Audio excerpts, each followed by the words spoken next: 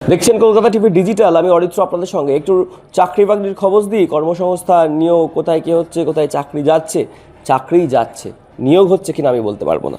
যেটা জানা যাচ্ছে, বছরের অন্যতম বড় প্রযুক্তি সংস্থা ছাঁটাইয়ের সিদ্ধান্ত নিয়েছে। বড় প্রযুক্তি সংক্রান্ত ছাঁটাইয়ের সিদ্ধান্ত নিল পেমেন্ট সংস্থা ব্লক। কর্মী সংখ্যা প্রায় অর্ধেক করে দেওয়া হচ্ছে বলে জানিয়েছেন সংস্থার সিইও জ্যাক ডরসি। 10,000-এরও বেশি কর্মী থেকে কমে গিয়ে তা নামবে 6,000-এর নিচে, অর্থাৎ 4,000-এর বেশি কর্মী সংস্থা ছাড়বেন। একটি দীর্ঘ পোস্টে ডরসি জানিয়ে দেন যে ধীরে ধীরে ছাঁটাই করার বদলে একেবারেই এই কঠিন সিদ্ধান্তটি নেওয়ার পথ বেছে নিয়েছেন তিনি।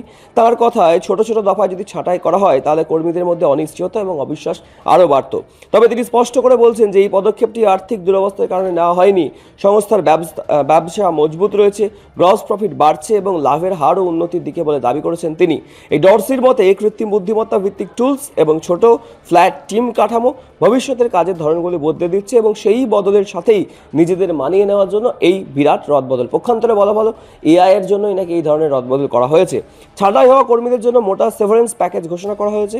20 সপ্তাহের বেতন থেকে শুরু করে চাকরির মেয়াদ অনুযায়ী অতিরিক্ত 1 সপ্তাহের বেতন, মে মাসের শেষ পর্যন্ত ইকুইটি ভেস্টিং, 6 মাসের স্বাস্থ্য বীমা, অফিস ডিভাইস রেখে দেওয়ার সুযোগ এবং ট্রানজিশনের জন্য $5,000 দেওয়া হবে। বিভিন্ন দেশে প্যাকেজে কিছু কিছু তারতম্য থাকবে। ডরসি আরও জানাচ্ছেন যে যারা থাকছেন তাদের নিয়ে সংস্থাকে নতুন করে গড়া হবে। কাজের ধরন, প্রোডাক্ট তৈরি থেকে গ্রাহক পরিষেবা, সমস্ত ক্ষেত্রে বুদ্ধিমত্তা ভিত্তিক সিস্টেমকে অগ্রাধিকার দেওয়া হবে।